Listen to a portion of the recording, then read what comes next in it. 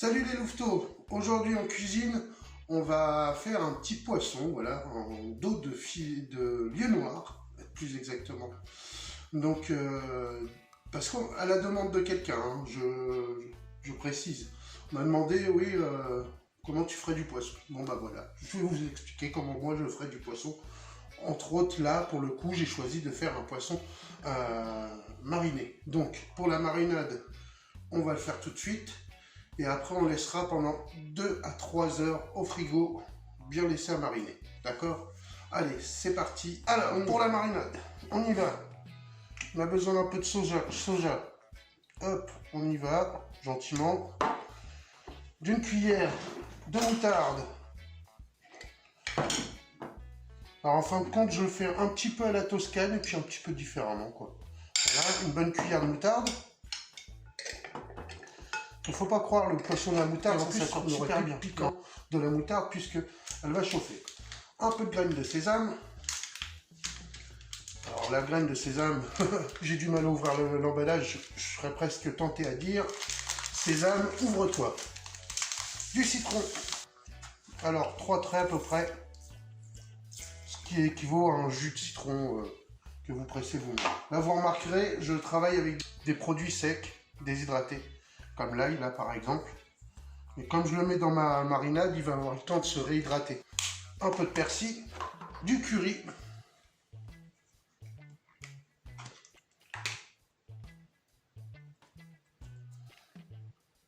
Alors c'est pareil, le riz, vous allez voir, on va le cuire d'une façon différente. Du poivre et une cuillère d'harissa.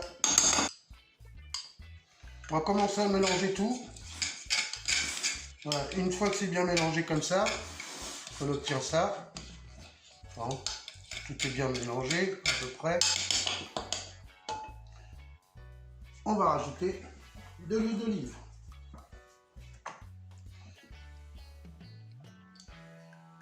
Voilà. L'équivalent de 2 grosses cuillères de cuillère à soupe. Et on y va. On mélange, vous avez vu, c'est assez nappant quand même. C'est le but recherché. Alors, le but de la marinade, c'est qu'elle soit salée et acide. Pour qu'elle vous précuise votre poisson. Ou votre viande. Alors là, par exemple, vous faites la même chose pour une côte de porc et c'est bim. C'est gagné. On goûte. On corrige s'il y a besoin de corriger. Il n'y a pas besoin. L'acidité est là, le peps. On passe. Alors là, j'ai préféré plutôt un filet, j'ai préféré du dos. Pourquoi? Tout simplement parce que dans le dos, vous n'avez pas d'arête. Voilà. Ou alors, c'est vraiment un accident. Donc voilà, ce que je vais faire, je vais trancher en part mon filet, mon dos de cabillaud. C'est même pas du cabillaud, hein, d'ailleurs. C'est du... Mais cela dit, vous pouvez prendre aussi assez facilement un dos de cabillaud aussi. Hein. Je vais trancher en part. Voilà, là il fait à peu près 500 grammes, on va dire. Donc je le tranche. Voilà, 3 parts. Alors faut savoir que le poisson aussi, il rétrécit un petit peu, donc ça fait une belle part quand même. Voilà. Et là tout simplement, hop, on vient de poser, hop, sur toutes ces faces dans la marinade.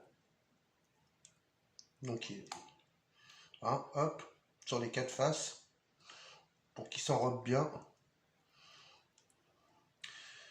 Et en fait, on va venir le laisser dedans. Alors là, c'est le côté où on a enlevé la peau. Et là, c'est le côté où on a enlevé l'arête. On va le laisser côté arête, baigner dedans. En fait, c'est un repère. Sur les 3 morceaux, comme ça, vous êtes sûr. Puisqu'après, on viendra, dans 1 heure, à peu près, le retourner. D'accord? Voilà, on couvre et hop, allez, ça c'est parti. Donc je vous ai parlé d'un riz qu'on va faire à la poêle. Donc peut-être que pour vous, pour certains d'entre vous, ce sera une première. Adopter après, à tout jamais.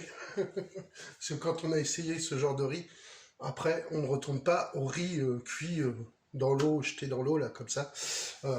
Ou seulement pour certaines recettes. Donc voilà. On va commencer par faire chauffer de l'huile d'olive, petite quantité dans la poêle. Alors, au préalable, j'ai épluché les oignons et émincé, bien sûr. J'ai coupé quelques rondelles de chorizo. Alors attention, le chorizo, il va pas falloir, il n'est pas question de le laisser dans notre préparation, parce que de toute façon, il va falloir à un moment donné l'enlever pour pas qu'il surcuise. Donc voilà.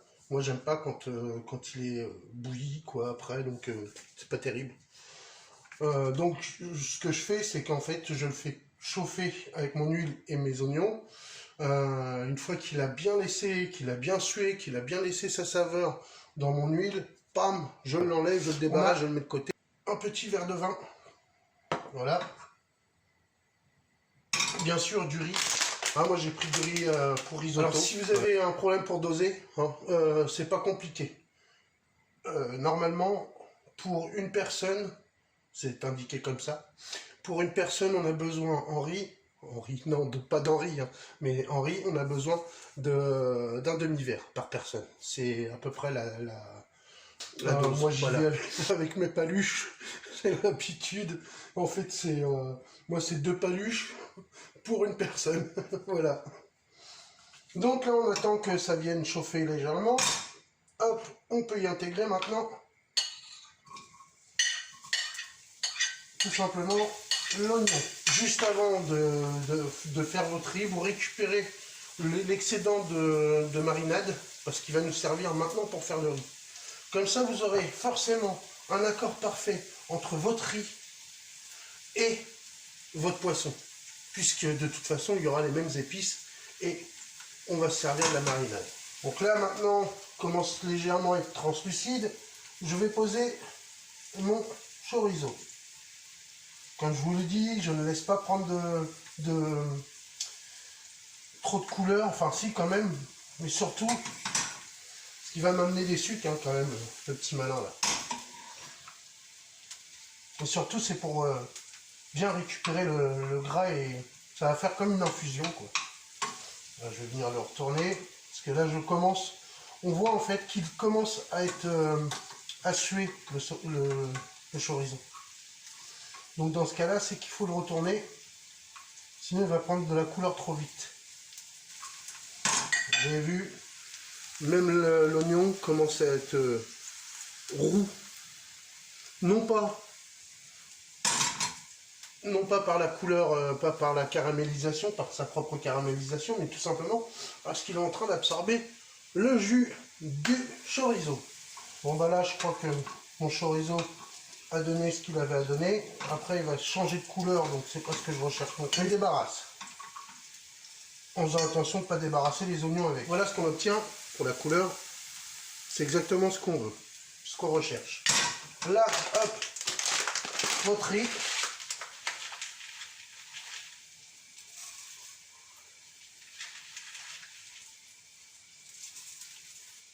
Là, après, c'est pour une personne.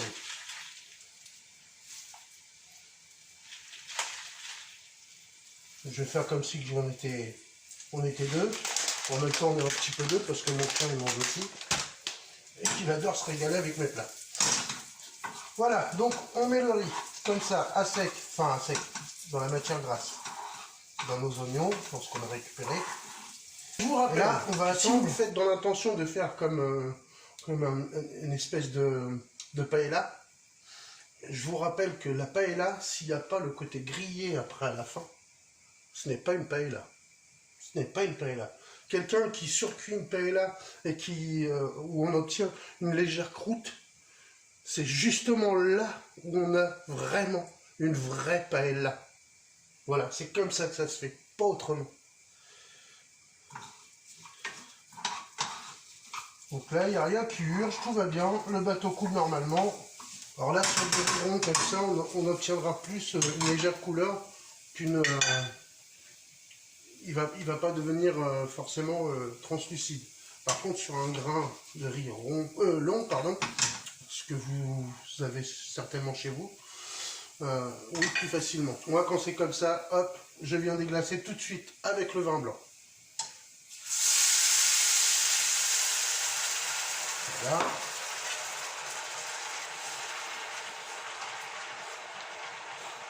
C'est magnifique.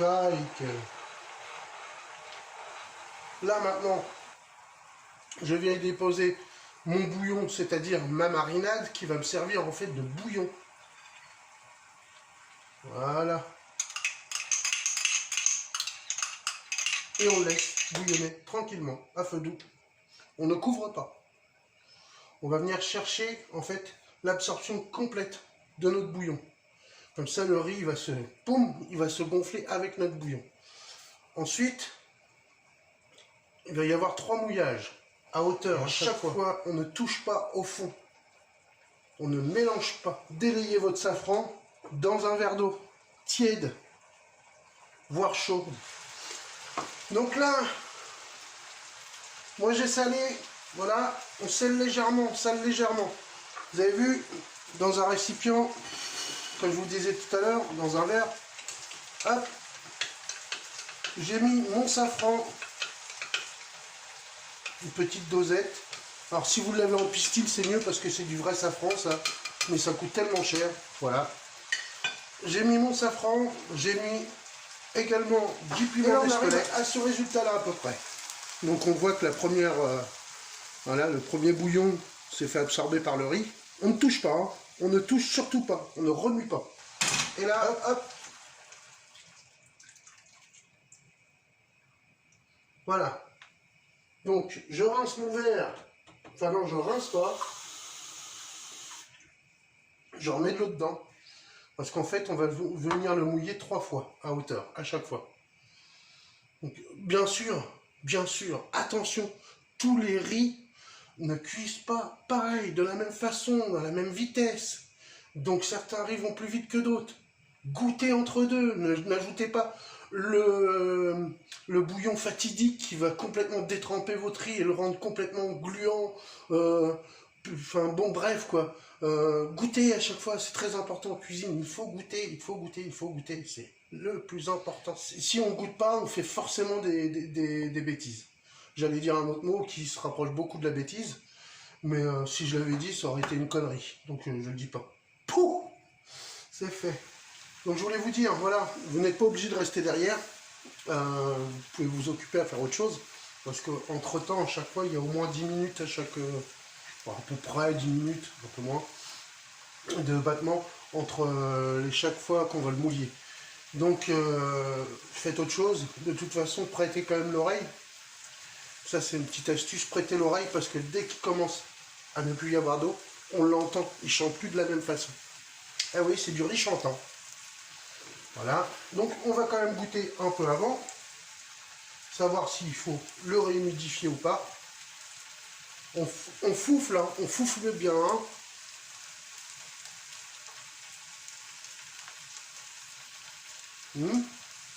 Là, il commence à être fondant, mais il y a encore une légère...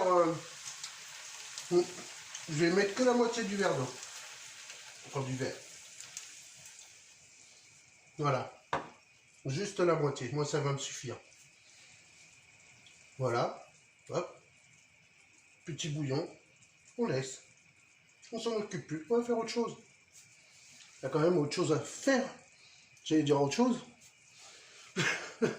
Mais bon, si je le dis, après, ça va pas faire bien. Donc, après, on va me dire, ouais, tu peux aller te faire foutre. Oh, non, je l'ai dit. Non, j'aurais coupé là à ce moment-là. Bon, voilà. Là, je le soulève légèrement parce qu'à mon avis, il est cuit. Voilà. À ce moment-là, je peux venir y redéposer mes morceaux de chorizo, n'est-ce pas?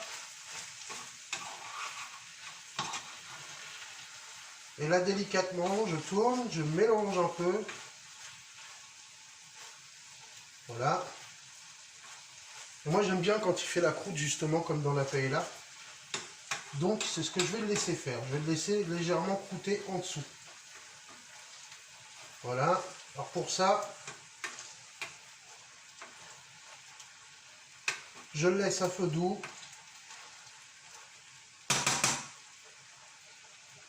Il va s'assécher légèrement. Alors, si j'avais voulu quelque chose de crémeux comme un risotto, là c'était le moment de mettre la mascarpone ou la ricotta, parce que moi j'aime bien le faire à la ricotta, la risotto. On en fera ensemble, vous verrez. C'est très simple et c'est délicieux, quoi. Donc, risotto, là, ouais. Donc voilà, si on l'avait voulu crémeux, là c'était le moment de mettre genre un fromage crémeux ou de la mascarpone, comme je vous disais. Ou même de la crème fraîche, et puis un peu de beurre, voilà. Et là, on aura obtenu quelque chose d'hyper crémeux et d'hyper brillant, d'hyper... voilà. Donc, mais là, bam, moi, je vais rechercher la petite croûte, la légère petite croûte qui est en dessous. Enfin, je vous ferai voir après, c'est... Pour moi, c'est l'idéal, quoi. C'est vraiment... Mais bon, en même temps, c'est mes origines. Je suis espagnol, je suis pas italien. Mais cela dit, j'aime bien la papote italienne, franchement. Il n'y a rien à acheter non plus. De toute façon, dans toutes les cultures possibles et imaginables, quand on fait le tour des saveurs, le tour du monde des saveurs, mais il n'y a rien à acheter, quoi. Tous les peuples ont transporté comme ça une culture culinaire qui est vraiment saine et, je veux dire, savoureuse, quoi, pleine de saveurs. Donc on peut pas s'égarer, hein. On peut pas s'égarer, c'est pas possible. On voyage. Manger, c'est voyager. Donc c'est parti pour la cuisson de notre poisson. Allez, sur une poêle grill, ou sur une poêle, hein, ce que vous avez, je viens étaler un peu de matière grasse. Voilà. Faites en sorte que toutes les parties du grill soient vraiment... bien badigeonner de gras, parce que sinon le poisson va rester collé. Et là, on a sorti notre poisson du frigo. Super poisson. On laisse chauffer. Vraiment, il faut vraiment que la poêle soit très chaude pour que le poisson soit saisi et marqué. Parce que c'est ce qu'on va essayer de faire, c'est de le marquer. Et donc du coup on aura forcément un beau dessin. Voilà. Donc avec votre main vous essayez d'apprécier à peu près si c'est chaud ou pas. Moi je sens que c'est pas mal chaud. Donc je vais y aller. Hop, je prends. Voilà. Et je pose délicatement. Voilà. Faut que vous l'entendiez chanter. Là, on laisse bien marquer. Hop, on vient rechercher délicatement et on retourne.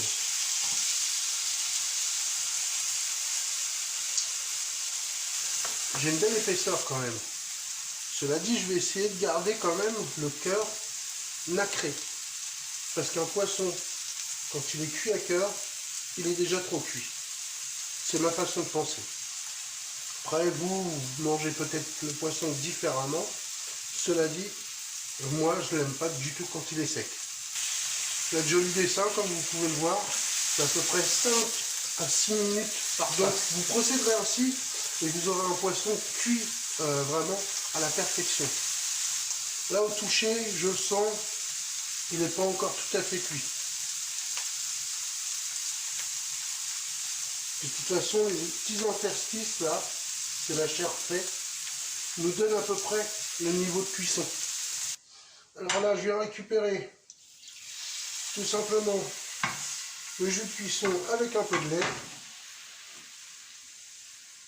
Voilà, je laisse gentiment. Ça va se faire tout simplement.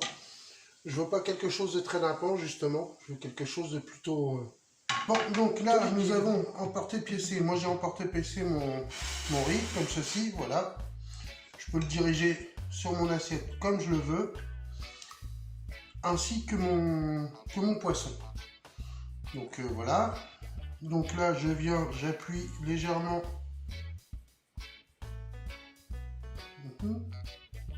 Et délicatement, j'enlève mon emporte-pièce. Donc on a un joli dôme, on va dire, n'est-ce pas, une belle petite timbale de riz. Là, je viens y déposer gentiment du thym frais, n'est-ce pas? C'est bon, c'est merveilleux. Gentiment. Voilà. Voilà, et voilà la jolie assiette. Il ne me reste plus qu'à vous inviter à vous régaler. Et n'oubliez pas, likez si vous avez aimé, partagez si vous avez aimé, abonnez-vous à la chaîne. Je vous laisse déguster, voilà, ce joli petit plat. Et bon appétit les amis. Bisous les louveteaux.